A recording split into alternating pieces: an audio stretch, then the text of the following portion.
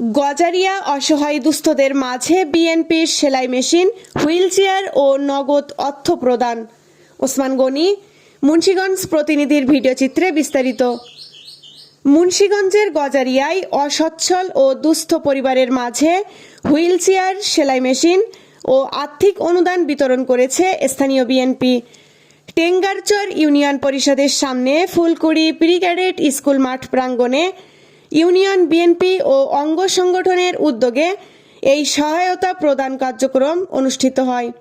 অনুষ্ঠানে 26টি পরিবারকে সেলাই মেশিন, 3টি পরিবারের মাঝে হুইলচেয়ার এবং একাধিক পরিবারকে নগদ অর্থ সহায়তা প্রদান করা হয়।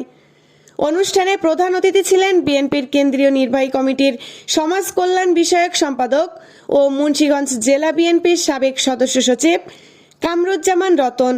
অনুষ্ঠানটি উদ্বোধন করে মুন্সিগঞ্জ জেলা কৃষক দলের আহ্বায়ক সিরাজুল ইসলাম পিন্টু, জেলা বিএনপির আহ্বায়ক কমিটির সদস্য ও সাবেক উপজেলা বিএনপির সাধারণ সম্পাদক ইসাক আলীর সভাপতিত্বে সঞ্চালনায় ছিলেন যুবদলের যুগ্ম আহ্বায়ক আবু জাফর ভুট্টো।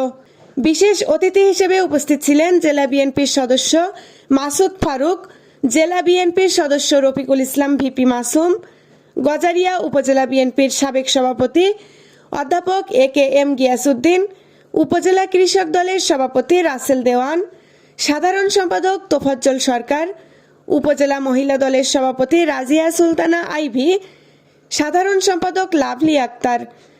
এছাড়াও অন্যান্যদের মাঝে আরও উপস্থিত ছিলেন গজারিয়া উপজেলা যুবদলের সদস্য সচিব নাজির আহমেদ শিকদার, সিনিয়র যুগ্ম আহ্বায়ক জালাল উদ্দিন রিমু, গজারিয়া উপজেলা যুবদলের সাবেক যুগ্ম সাধারণ সম্পাদক হেলাল উদ্দিন ভুইয়া, ভবেরচর ইউনিয়ন বিএনপির সদস্য সচিব নুরুল আমিন সরকার, উপজেলা যুবদলের যুগ্ম আহ্বায়ক রেজাউল করিম তারেক, উপজেলা ছাত্র দলের আহ্বায়ক মিজানুর রহমান মিজান, টেঙ্গারচর ইউনিয়ন কৃষক দলের সভাপতি আসিফ ইকবাল লিটন, ইউনিয়ন বিএনপি নেতা মোদাসের আলী, টেঙ্গারচর ইউনিয়ন বিএনপি নেতা বাইজিদ, ভবেরচর ইউনিয়ন ছাত্র দলের সাধারণ সম্পাদক দাইয়াই, বিপুল সংখ্যক নেতাকর্মী।